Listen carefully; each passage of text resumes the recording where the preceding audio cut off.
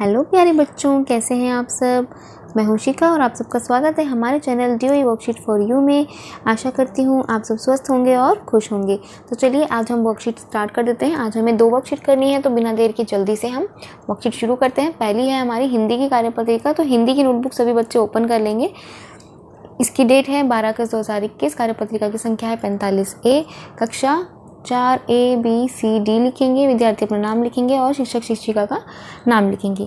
तो वर्कशीट शुरू करते हैं। बच्चों, जब हम अपने किसी पुराने दोस्त से मिलते हैं तो हमें कैसा लगता है, आइए जानते हैं कि नसीरुद्दीन अपने किस दोस्त से मिल रहे हैं। आज हम अपनी पाठ्यपुस्तक रिमझिम का पाठ 5 दोस्त की पोशाक पढ़ेंगे और जानेंगे कि नसीरुद्दीन और उनके पुराने दोस्त जमाल साहब मिलकर क्या बात करते हैं और कहाँ कहाँ घूमने जाते हैं। आइए नीचे दी गई पाठ की पंक्तियों को बोलकर पढ़ते हैं।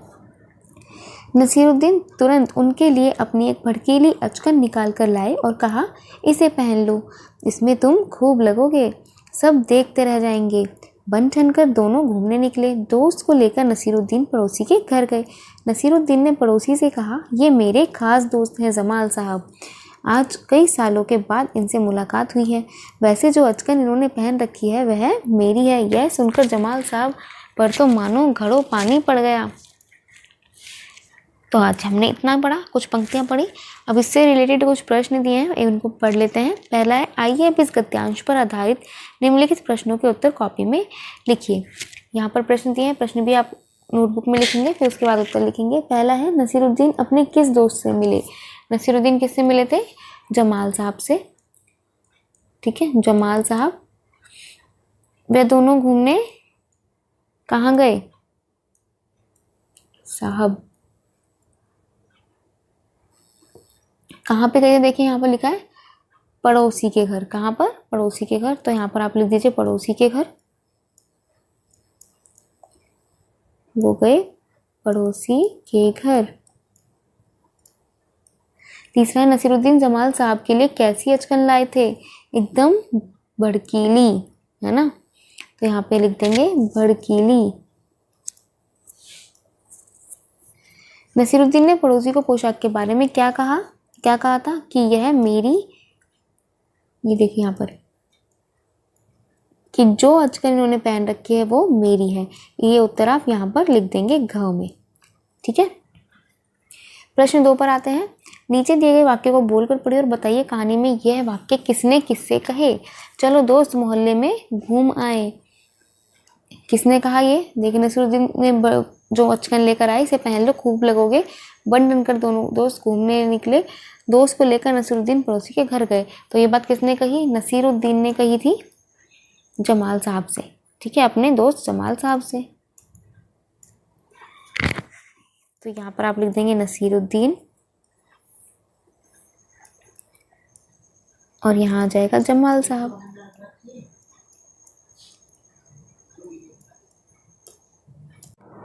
तुम्हारी कैसी अक्ल है, यह बात बताना ज़रूरी था कि यह अचकन तुम्हारी है। यह बात किसने कही? जब उन्होंने बता दिया कि वह मेरी अचकन है, तो ये बात जमाल साहब ने नसीरुद्दीन से कही। तो यहाँ पर आ गया जमाल साहब और यहाँ पर आ गया नसीरुद्दीन। जमाल साहब मेरे पुराने दोस्त हैं और इन्होंने जो अचकन पहन रखी है वह अपनी ही है। ये बात किसने कही थी? वही आएगा नसीरुद्दीन। नसीरुद्दीन ने कही थी अपने पड़ोसी से। ठीक है, तो चलिए हमने ये भी कंप्लीट कर लिया। प्रश्न 3 देखते हैं। चित्र देखकर लिखिए कि जमाल साहब नसीरुद्दीन से क्यों नाराज रहे थे तथा नसीरुद्दीन ने अपनी सफाई में क्या कहा। चित्र देखिए, यहाँ पर क्या हो रहा है? ये नाराजगी हो रही है ना। चित्र देख के लिखिए जमाल साहब नसीरुद्दीन से क्यों नाराज हो रहे हैं।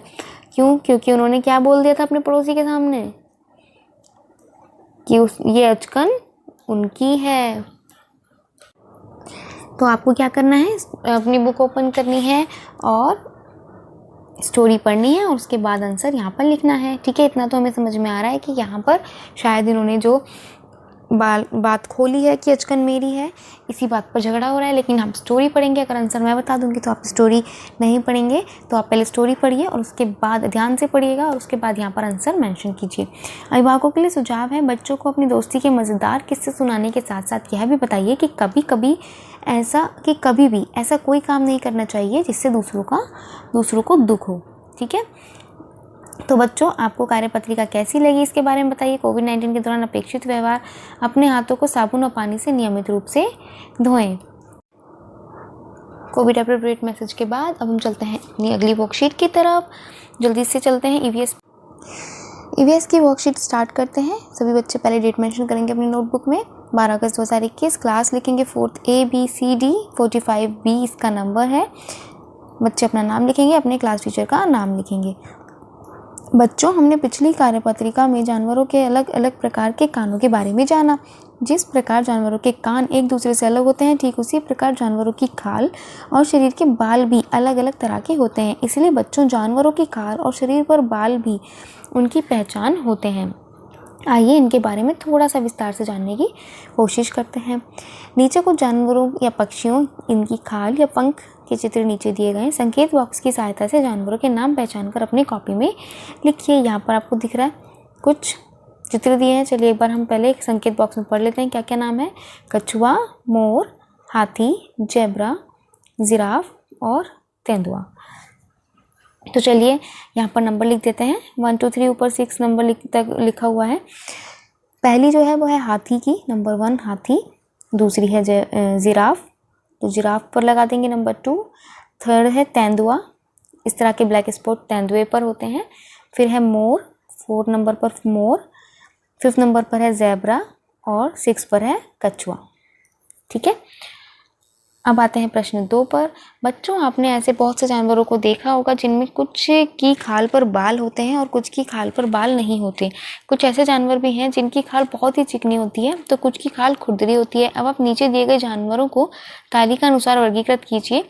एक ही जानवर 2 श्रेणियों में भी आ सकता है, यानी कि किसी के बाल भी हो सकते हैं और उसकी स्किन खुरदरी भी हो सकती है। ठीक है, इस तरीके से। पहला है जिनकी खाल पर बाल हों या फिर पंख हों। ठीक है, तो हम इसके बारे में लिखना शुरू कर देंगे। पिक्चर्स किस किस की दी हैं। बंदर है, मेंढक, डॉल्फिन, बत्तख, मोर, मगरमच्छ और शेर और हाथी। ठीक है, इनमें से हमें चूज करना है। तो बाल वाला एक तो आपको सबसे पहले पता है कौन होता है, बंदर होता है, जिसके स्किन पर बाल होते हैं, पता है ना आपको। तो बंदर तो इसमें आ जाएगा। ठीक है, हम नाम नहीं लिखते हैं, हम नंबर डाल लेते हैं 1 2 3 4 5 6 7 और 8। ठीक है, इनके अंदर हम लिखेंगे नंबर। तो इसमें नंबर लिखते हैं पहला बंदर, और शेर की खाल पर भी देख के बाल होते हैं, तो नंबर 4 हम इसमें लिख देते हैं। जिनकी खाल चिकनी होती है एक तो डॉल्फिन है, तो नंबर 2 हमने इसमें लिख दिया। और 6 बत्तख की भी स्किन चिकनी ही होती है। ठीक है, अगला है जिनकी खाल पर बाल नहीं होते। देखिए बाल किसकी पर नहीं है, एक तो यही आएगा नंबर 2, इस पर भी बाल नहीं है। और नंबर 3 मोर पर भी देखिए बाल नहीं है। अच्छा, इसमें पंख है बेटा, ये फर्स्ट में भी डालो आप, जिनकी खाल पर बाल या पंख होते हैं, पंख भी है ना, तो पंख में बत्तख भी आएगी। 3 और 6 भी डाल देंगे। खाल पर बाल नहीं होते, इसमें हमने नंबर 2 लिया है व्हेल और नंबर 3 लिया है हमने मोर, व्हेल नहीं, डॉल्फिन एंड मोर। और बाल नहीं होते देखिए किसकी खाल पर, और हाथी पर भी। ठीक है, यहाँ पर आ जाएगा नंबर 8। जिनकी खाल खुरदरी होती है, खुरदरी किसकी होती है, मगरमच्छ, number 7, number 5 frog and elephant की भी थोड़ी खुरदरी होती है। ठीक है, तो चलिए हमने ये लिख दिया, नंबर डाल दिए हैं, आप इनके नाम लिखिएगा। एक्टिविटी है, घर में उपलब्ध रंग बिरंगे कागज़ों से पेपर बर्ड बनाकर अपने अध्यापक या अध्यापिका के साथ साझा कीजिए। देखिए हमने ऐसे बनाया है, पेपर बर्ड बनाया। आप मोर भी बना सकते हैं, आप ये स्पैरो बना सकते हैं, बटरफ्लाई वगैरह कुछ भी बना सकते हैं। ठीक है, बर्ड है, बर्ड बनाइएगा, कुछ भी नहीं बनाना है, बर्ड बनाना है। अभिभावकों के लिए सुझाव है, सामने दिए गए चित्र को देखकर पेपर बर्ड बनाने में बच्चों की सहायता कीजिए। कोविड अप्रोप्रिएट बिहेवियर मैसेज है, keep maintaining physical distance of 6 feet और 2 यार्ड्स, कम से कम 2 गज की दूरी बनाए रखें। आज की वर्कशीट को यहीं पर समाप्त करते हैं। आई होप हम आपके लिए हमारा वीडियो हेल्पफुल रहता होगा। तो प्लीज़ अगर आप चैनल पर नए हैं तो चैनल को सब्सक्राइब करें, वीडियोज़ को लाइक करें और शेयर करना बिल्कुल ना भूलें। मिलते हैं कल अगली वर्कशीट के साथ, तब तक खुश रहिए, स्वस्थ रहिए और मन लगाकर पढ़ते रहिए। Thank you.